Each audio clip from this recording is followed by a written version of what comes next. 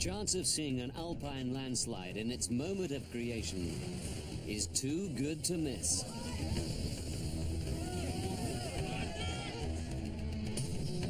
But for thousands who live in the shadow of Europe's tallest dam, unaware of the unfolding spectacle, it's already too late.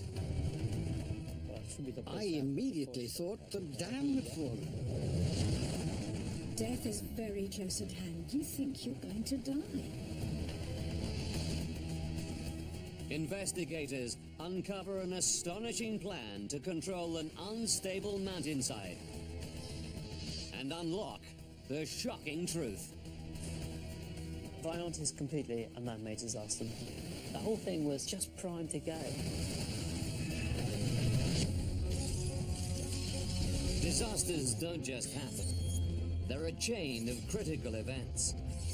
Unravel the clues and count down those final seconds from disaster.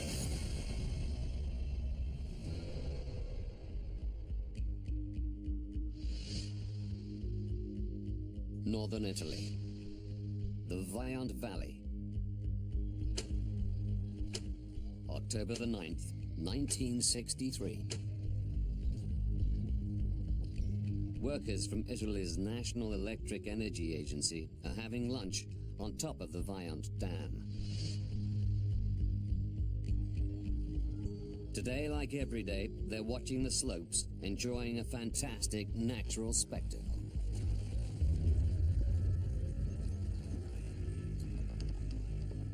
As chunks of Mount Toc slip towards the reservoir.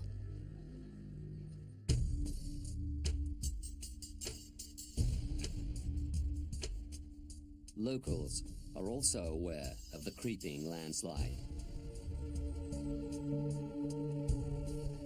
11-year-old Gervasia Matsuko lives in Casso, a tiny hamlet directly opposite Mount Toc.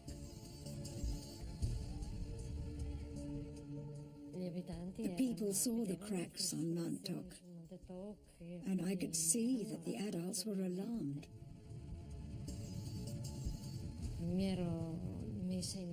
I was worried too.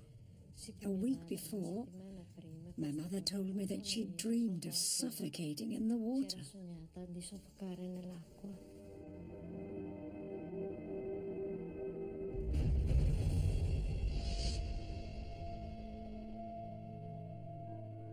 Six kilometers from the dam is the Tsunami power station, where water released from the reservoir turns 4 giant turbines. Luigi Rivis is deputy manager of the plant and has been charting the daily slippage of the mountainside. Today's movements are so big, he wonders if there's been a mistake. I got the data about the landslide's movement. I was surprised and I asked for confirmation.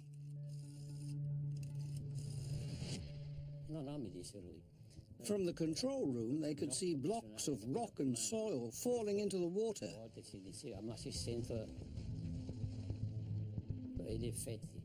In fact, the chart showed that the landslide was about to fall.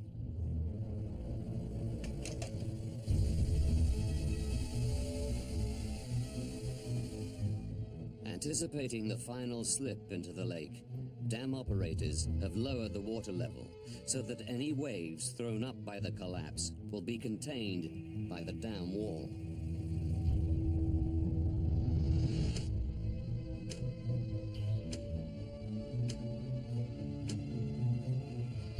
Along the slopes of Mount Toc, power company officials insist farmers move their animals off the mountainside. Local priest Don Carlo Onorini senses the anxiety of the villagers.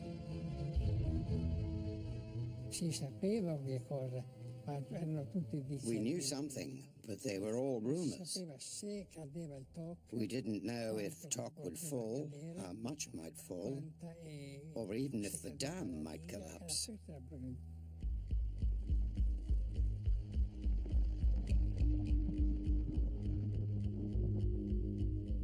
In the late afternoon, Gervasia's mother sets out to move the family's cows. I wanted to go up to Mount Top with my mother. I was used to going up with her. But she said, "You'd better stay at home with your gran, and I'll be back tomorrow morning."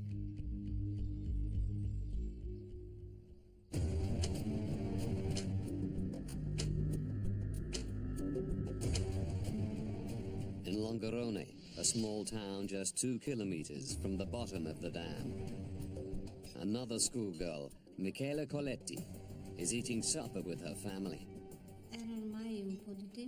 In Longarone, the atmosphere had been a bit different for a while. You could hear strange rumors. Michela's father works at the dam, and her mother has been alarmed by what he's told her. I had heard my mother saying it is better to send the children away. I was flabbergasted. And I thought, what did we do that our mum wants to get rid of us? My dad replied, if we must die because the dam collapses, it is better to die together. 6 di sera. At 6 p.m. we were told that the landslide was about to fall, and we were asked to go up. Key personnel from the power station are invited to join the engineers on top of the dam to monitor the slide. But Luigi has work to finish. I wanted to go up, but I told my colleague, look, unfortunately I need to do this. So I stayed while he went up.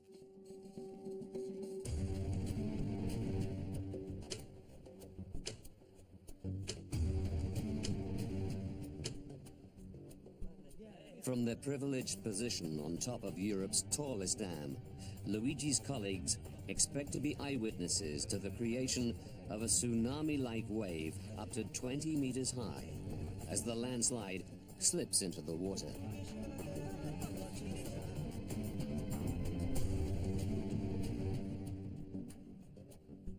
In the valley below, any rumors about the dam have been forgotten for the night.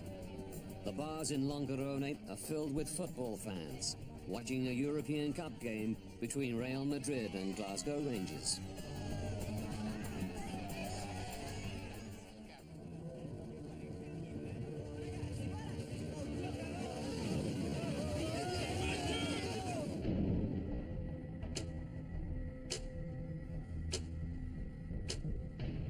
In Casso, high above the dam, Gervasia is fast asleep.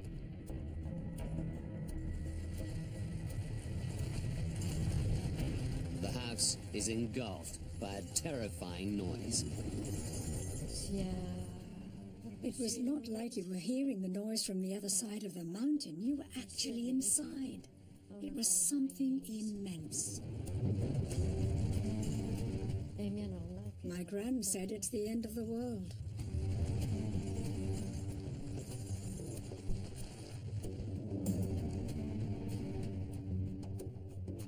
In the village church, Don Carlo Onorini hears the same overwhelming sound.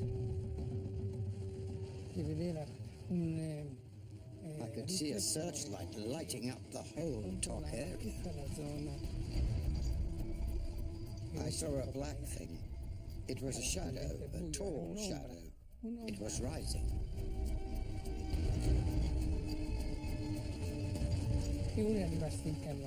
The water plumes reached the top of the bell tower, and water and rock rained down over Casso. I fell to my knees, shouting with fear.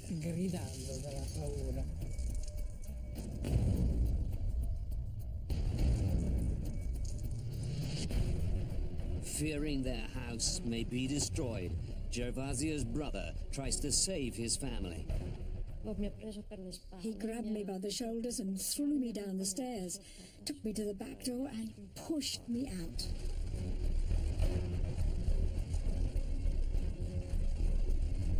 Casso is more than 250 meters above the reservoir but is swamped.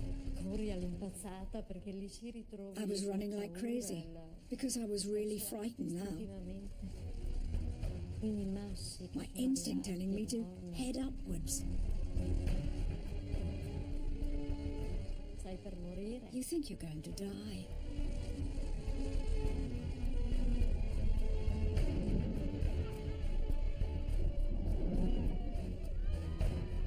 Below the dam, in Longarone, streetlights go out.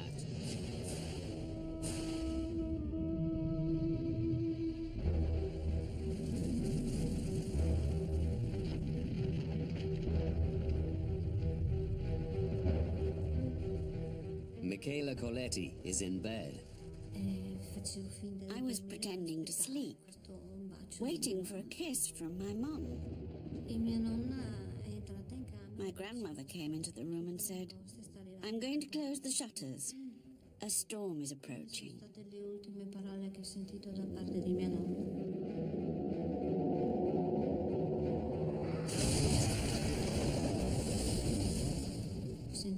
I felt my bed folding in half, and I was inside.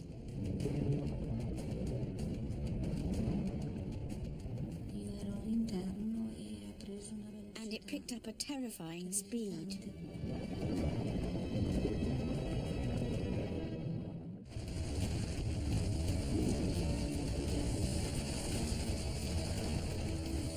A 70-meter-high wall of water swamps Longarone and sweeps on down the valley, flattening buildings, killing hundreds.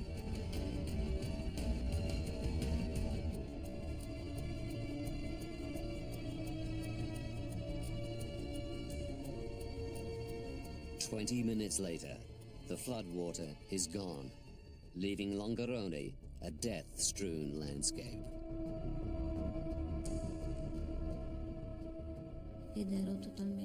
I was totally buried in rubble.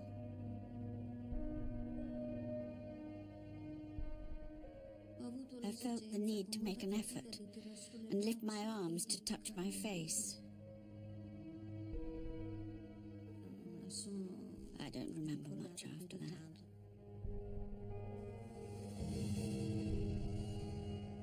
Longarone has been wiped out.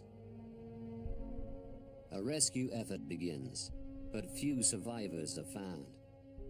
Houses, roads, the railway line have been swept away or buried in debris.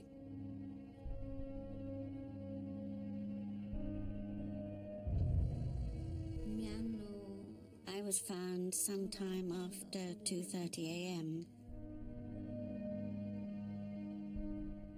They found me completely buried, with just a hand and foot sticking out. Michela is one of 30 children rescued, the only one of her family to survive.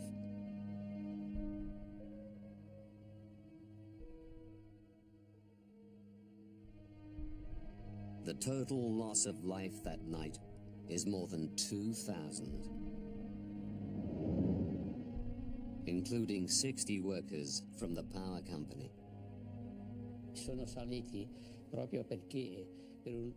They went up to be there when it happened, but we were no kamikaze. They went up and never came back. They died in Veillon.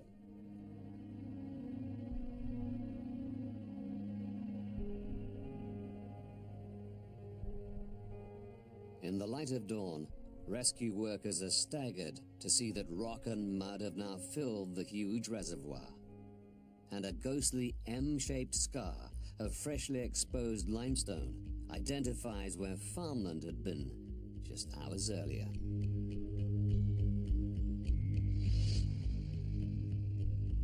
"50 years later, the landslide scar is still visible and still a focus for geologists struggling to unravel the mechanisms that brought destruction on such a massive scale.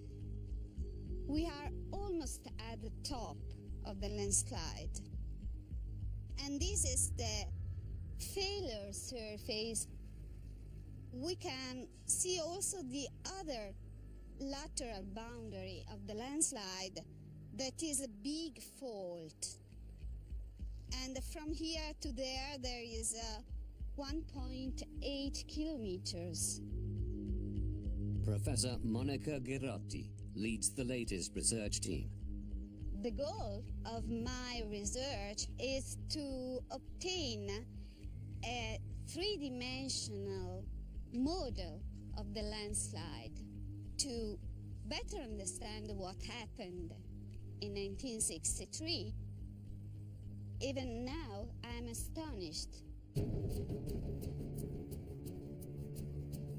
Geology will shed light on the landslide mechanism. But one thing is already clear. The disaster is rooted in man's recent intervention in this valley.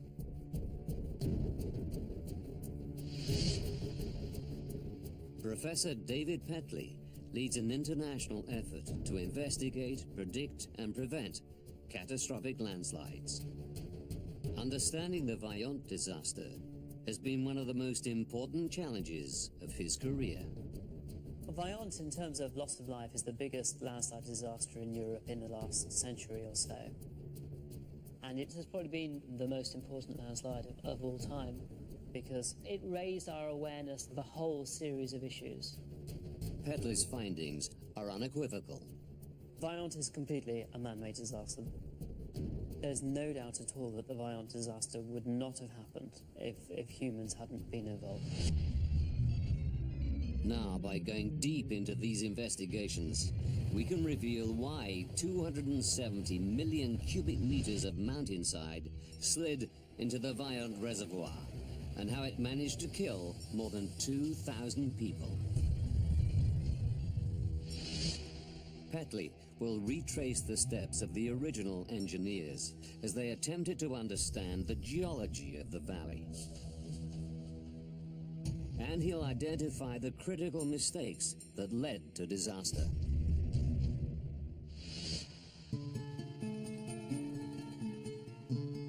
In 1956, excavation begins for the foundations of the Vaillant Dam. It will block a precipitous gorge to create one of the deepest man-made lakes in the world and generate hydroelectricity to power Italy's post-war economic boom.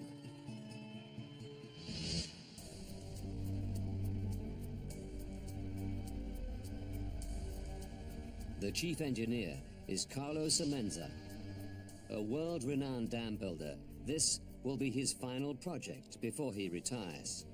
And he knows Italy's spectacular Dolomite mountain range offers a unique opportunity. The Dolomites are a part of the Alps, and they basically consist of big lumps of limestone that are being pushed up to form towering peaks. The steep slopes of the Vaillant Valley appear to make it the ideal location for a dam. The dam could be relatively narrow and therefore relatively small in terms of width, obviously very, very tall, and it holds just vast volumes of water in the valley behind. Semenza and his team of geologists take great care surveying the location where the dam's foundations will be built. But they pay little attention to the valley upstream that will eventually be flooded. In the 1950s, the emphasis was very much on getting the engineering design of the dam itself correct. And really very little effort was put into understanding the upstream geology. It was considered that that wasn't really relevant to the dam or to the reservoir. Petley finds their casual attitude all the more alarming, given the region's well-known geological instability. Between the mountains in the valleys are much weaker rocks, sort of sands and clays and shales. And the whole system is folded and faulted, so it's quite disturbed. And that's the classic environment for creating landslides. None of this is news to the local population. They're constantly vigilant for signs of rockfalls and landslides. And Mount Toc, adjacent to the site of the dam, has even earned a nickname, the walking mountain.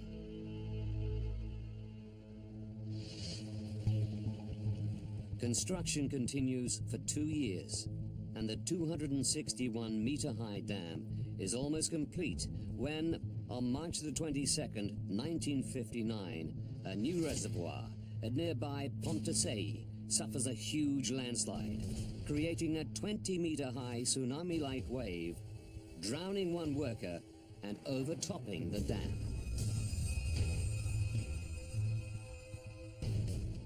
This was the first time there was an understanding that there was a potentially really damaging effect of big landslides, and it sent a seismic shock through the reservoir industry in northern Italy. And it was just this mechanism that caused death and destruction in Vajont. The mountainside slid into the lake, generating a massive tsunami. The dam remained intact, but the wave swept over it, swamping the valley below. The hydro industry had underestimated the potential consequences of flooding a valley. As a reservoir fills, slopes that have been drained into a deep valley for thousands of years become waterlogged for the first time, with surprising results. Rock that appears solid is often made of separate blocks, held in place by gravity and friction. You have to think of a block rock on a hillside being a bit like a boat. And when water level increases, the block starts to float. It doesn't completely float, it just becomes more buoyant. And as it becomes more buoyant, the friction force, the resistance to movement decreases, and that makes landsliding much more likely. Fearing a repeat of the fatal landslide and tsunami in Pontassei, the power company commissioned a survey of the banks of the proposed reservoir in the Vajont Valley. The project's chief geologist is Professor Leopold Müller, and he employs Eduardo Semenza, the chief engineer's son, and a recently qualified geologist to take on the survey. Eduardo walks every inch of the valley, making observations of the rock formations. When he sees evidence of ancient large-scale movement in the steep slopes close to the dam, it looks like the power company's worst fears are confirmed. Eduardo Semenza was convinced that there was a big old landslide located on the south bank of the reservoir. An old landslide has already moved, so the rocks at the base of the landslide are likely to be much, much weaker. Eduardo fears that flooding the valley could reactivate the landslide, which in turn could lead to a catastrophic tsunami, repeating the deadly Pontassei event on a mega scale. The landslide mass that he'd identified was within 100 meters of the dam site itself. If Eduardo is correct, then it could cause the whole dam project to be abandoned. For Eduardo's father, Carlo Semenza, the news is devastating, and he initiates a more detailed investigation. If this is the site of a giant ancient landslide, evidence will exist in the underground rock strata. Engineers dig 3 boreholes into the mountainside in the danger zone identified by Eduardo. And the geology team look for signs of previous movement, shattered rock, or unstable layers of clay. Despite drilling up to 170 meters into the rock, they find no evidence of an ancient landslide. Project leader Carlo Semenza is relieved. His chief geological advisor, Professor Müller, is confident the slopes are made of solid, immovable blocks of limestone.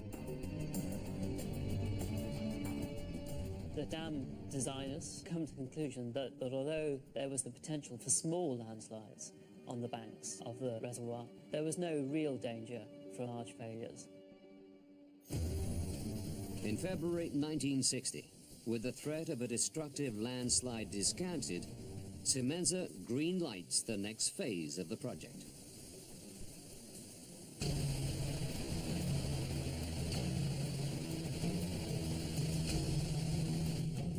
Before handing the dam over to the power company, they must confirm its structural integrity by filling the reservoir to the top. By October, the reservoir is 170 meters deep, 91 meters below maximum. And the dam is holding up perfectly.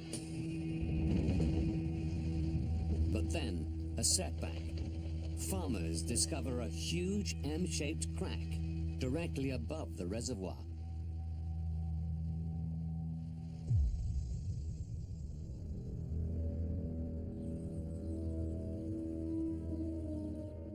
The crack that opened up is really large. It's about 1,700 meters long.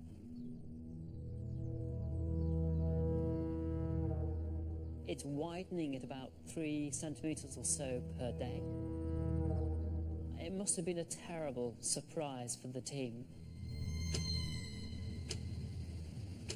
The power company's fears are realized just days later, when a slab of mountainside the size of 6 football pitches falls into the Viant Reservoir, creating a wave 2 meters high.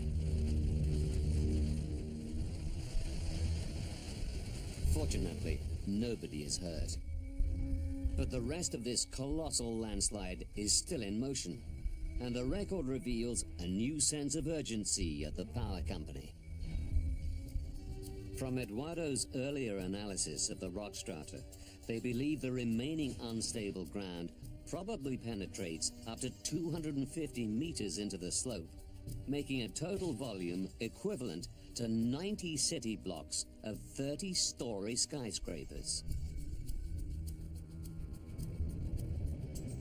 Chief Engineer Carlos Semenza needs to tame this mountainside before the whole unstable mass slams into the lake and swamps the valley below.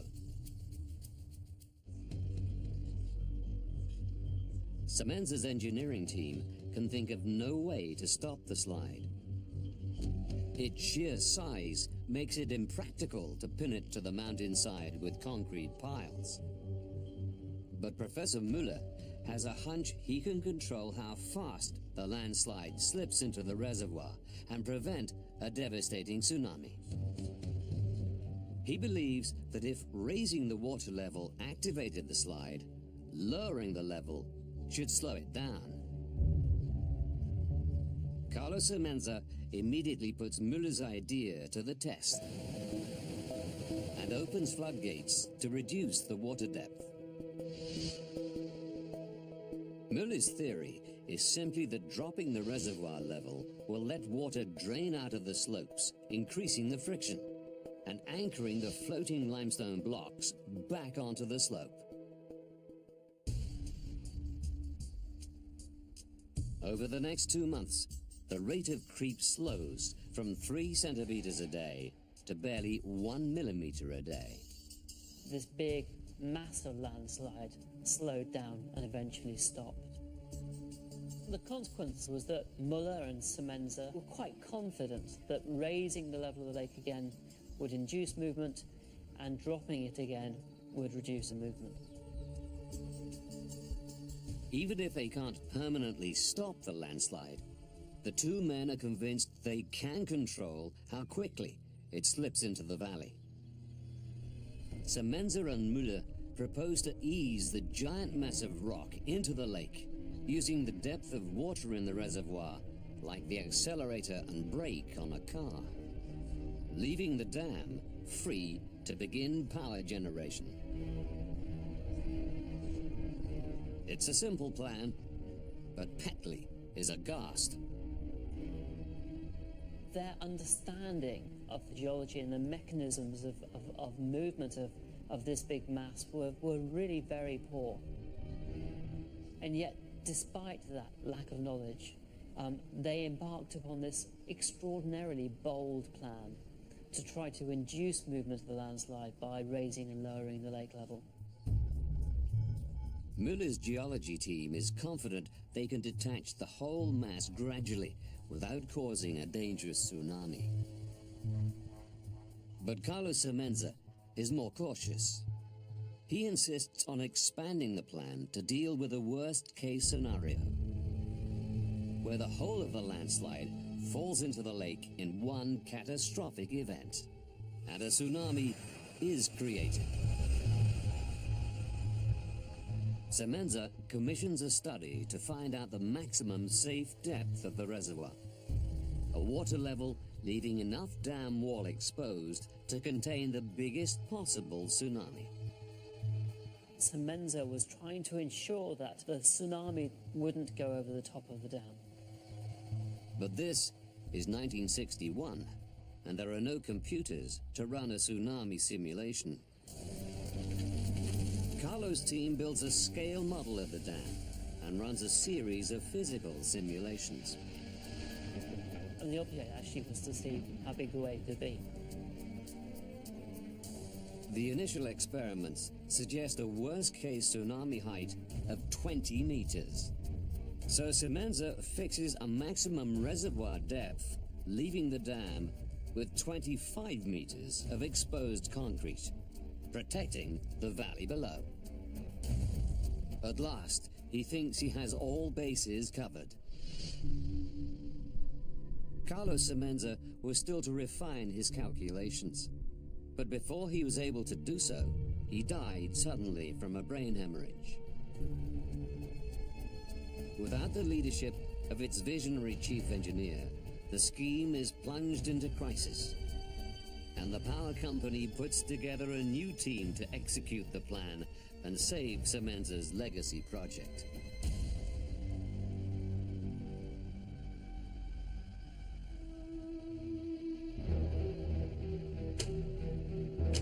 September the 26th, 1963. In the 2 years since the bypass tunnel was completed, the reservoir level has been systematically raised and lowered to coax the landslide down into the flooded valley. And so far, the plan has worked. 2 weeks before the disaster, the landslide has moved a total of 3 meters.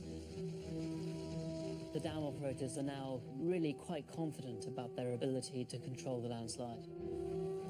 The reservoir is now the highest it's ever been, 245 meters above the base of the dam, a full 10 meters higher than Semenza's maximum safe level. There's not much doubt they were genuinely trying to get themselves to a point where the landslide slipped into the lake. So really they were pushing the level of the lake as high as they thought they could get away with. Their high-risk strategy appears to be paying off, and the entire slide is picking up speed. Floodgates are opened to get the lake down to a safe level before the final fall. Dam operators expect that, as seen previously, lowering the water level will also slow the slide. But this time, it's different. Actually, the landslide continued to accelerate. This is exactly what they didn't expect. So they were really quite baffled by what was going on. If the mountainside falls now, their simulations guarantee a tsunami that will spill over the dam wall. For 2 tense weeks, the reservoir level is dropped as fast as the operators dare, without adding to the stresses in the slopes. But the landslide continues to accelerate.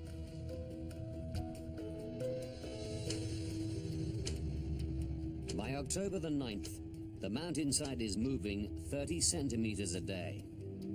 But the reservoir has now dropped to leave 25 meters of exposed concrete, and dam operators breathe a sigh of relief. Sure, there's enough wall to catch any wave. because the lake level was now below that maximum size of a tsunami that they'd identified, they considered the situation was completely safe. So safe, the power company managers are invited to witness the creation of the tsunami. And local people are not alerted to any danger.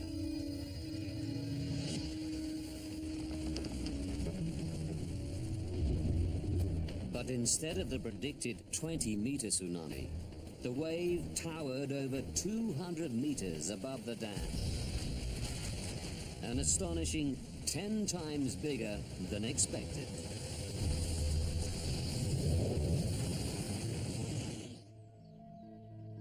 Now, our investigators reveal why the plan to control the landslide by adjusting the reservoir level was such a huge error of judgment. Right from the start of the movement of this landslide, their model of the way that it was behaving was wrong. Their geological investigation had failed to identify that located within the limestone, there were thin bands of clay. And those soft clay layers produced a zone of weakness. The geology team's boreholes, meant to search for evidence of a weak sliding surface, never went deep enough to find the clay. And you're looking for a clay layer that could be 250 meters below the surface, but maybe only a centimeter thick. But it's that centimeter thick layer that determines whether this landslide can move or not. The extraordinary properties of this clay layer ultimately led to the whole side of the mountain detaching at once at incredible speed.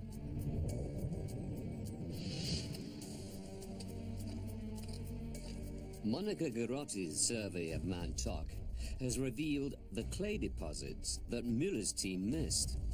These are the clays on which the 1963 landslides moved.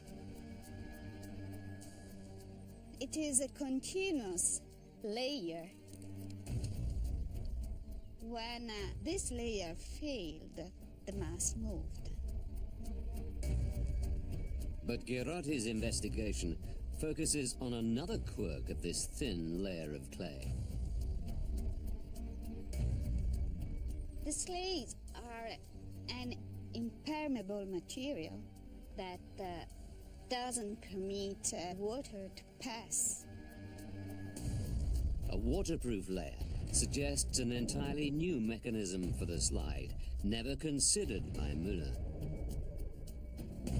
Rainwater from high on Mount Toc could drain into the rock below the clay and become trapped.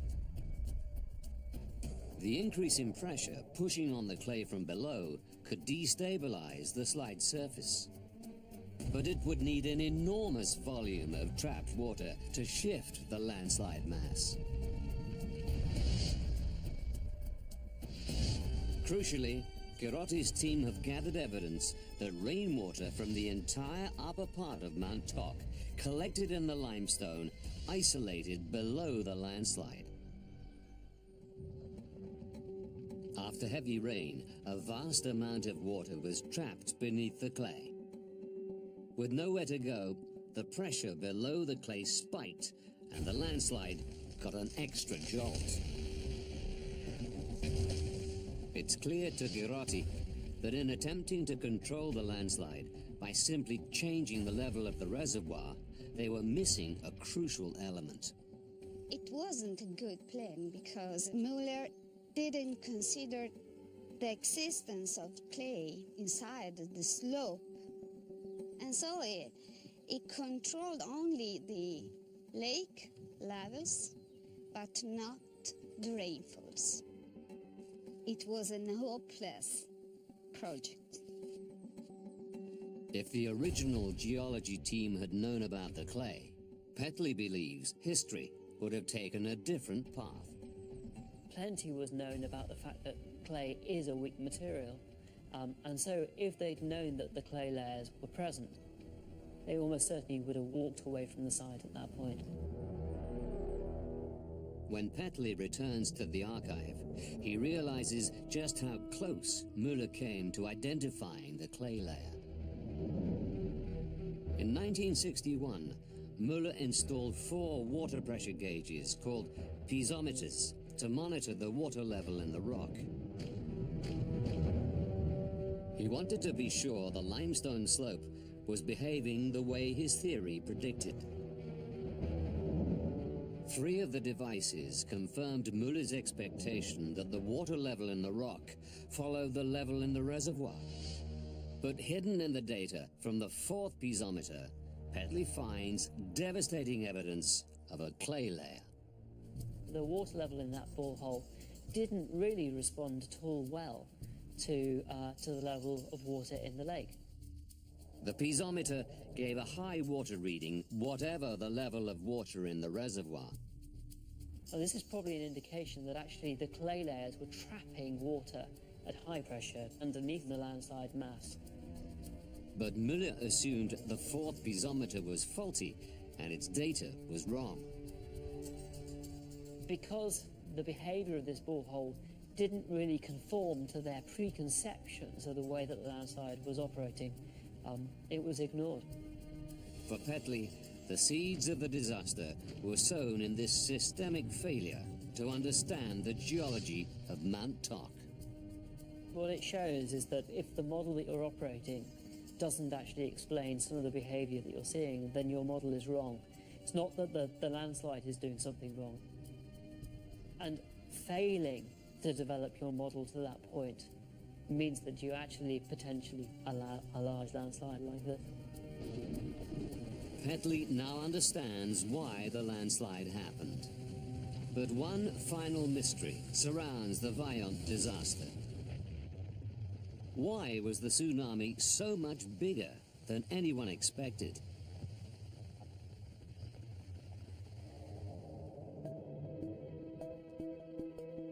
Professor Petley turns his attention to Semenza's tsunami simulation experiments.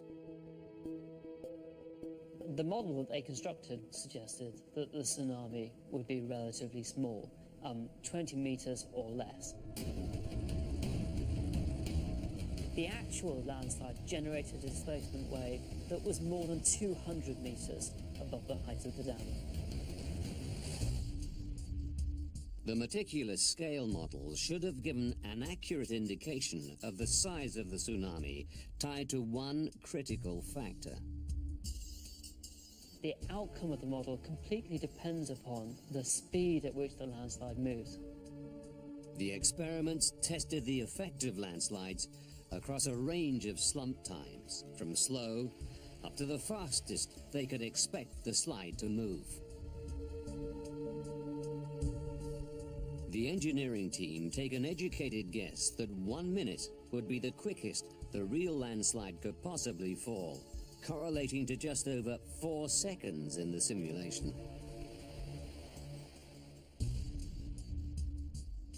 But when Petley examines data from the night of the disaster, he discovers that the entire collapse took just 45 seconds. Although just 15 seconds less than their estimate, this 25% error is enough to totally change the outcome of the simulation. The model that they constructed was actually very sensible and very good. But in computer modeling, we often use the phrase garbage in, garbage out. Unfortunately, in this case, because the assumption was that the landslide would move slowly, they put garbage into the model, and the result of that was that they got misleading results out. Implementing the spurious results of the simulation had very real consequences. The incredible speed of the final slump has baffled scientists for nearly 5 decades. The acceleration is really very dramatic. It's like the acceleration of a Formula One car. Within a few seconds, this landslide went from moving at a few centimeters per hour to probably about 110 kilometers per hour.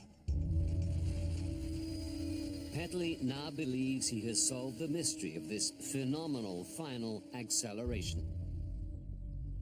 And once again, the answer is in the clay.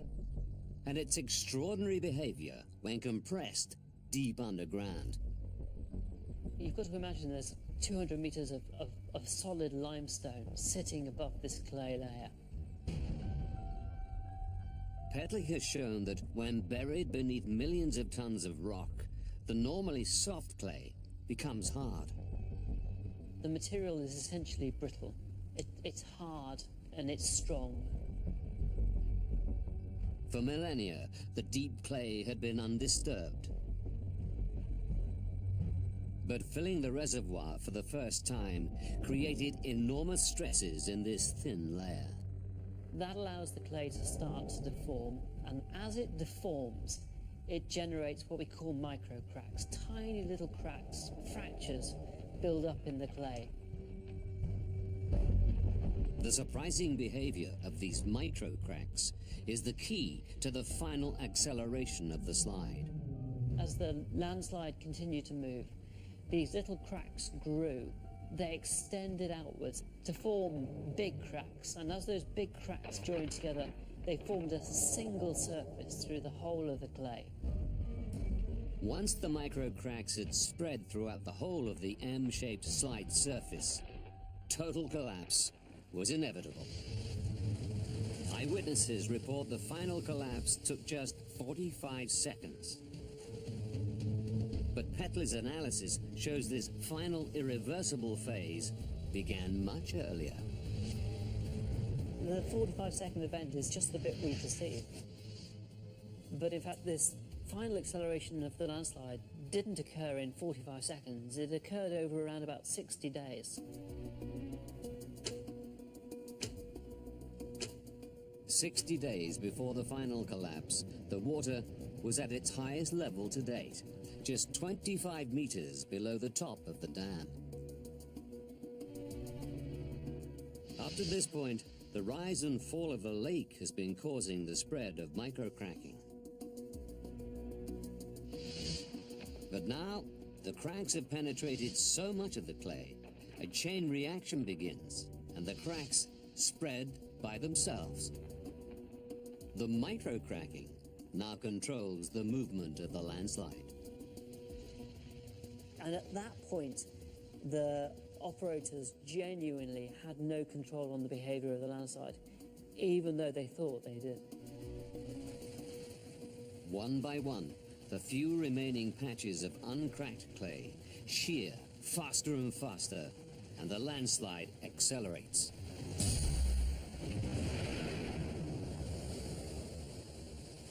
It's a classic runaway failure. The whole thing was just primed to go.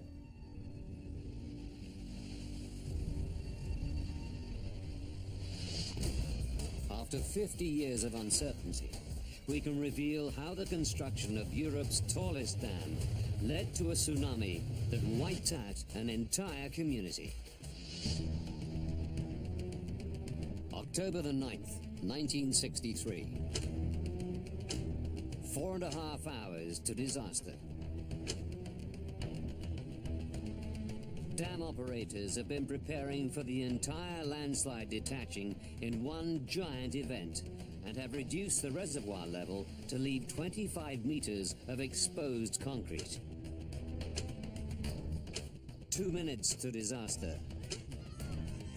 In the belief the 20-meter-high tsunami that the power company is expecting will be caught by the dam wall, the local population is not warned about the imminent collapse of the landslide. And power company workers watch the spectacle from a privileged position on top of the dam. 1 minute to disaster. Unknown to the dam operators, tens of meters below the mountain surface, a vast, brittle layer of clay has been shattering uncontrollably for 2 months. And now only one small patch is left unbroken. 45 seconds to disaster. The clay shears, and a landslide the size of 90 city blocks hurtles towards the reservoir. Accelerating as fast as a Formula One car, the impact creates a tsunami over 200 meters high. 30 million tons of water falls 261 meters, blasting a hole 40 meters deep in the valley floor. The narrowing valley accelerates a 70-meter-high column of water, and it punches across the valley at around 140 kilometers an hour.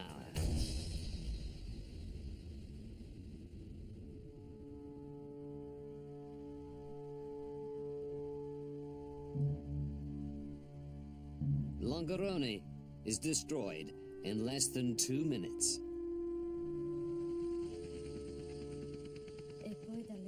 I looked down from the helicopter and saw the place where the wave had come down. The whole valley disappeared. The valley vanished.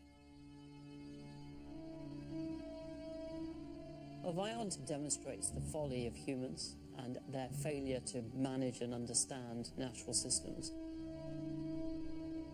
Their model for how to manage this landslide was completely wrong, and in fact led to the catastrophe that finally occurred. In 1971, 2 people were convicted of multiple manslaughter, including the chief engineer who took over from Carlos Semenza. He was sentenced to 2 years in prison. The power company was ordered to pay compensation to the victims. The Viant Dam, Italy's celebrated engineering masterpiece, never generated power again and remains a relic in the landscape. Today, engineers and geologists must always examine the slopes of proposed reservoirs and explain why they are safer than the slopes of the Viant Valley.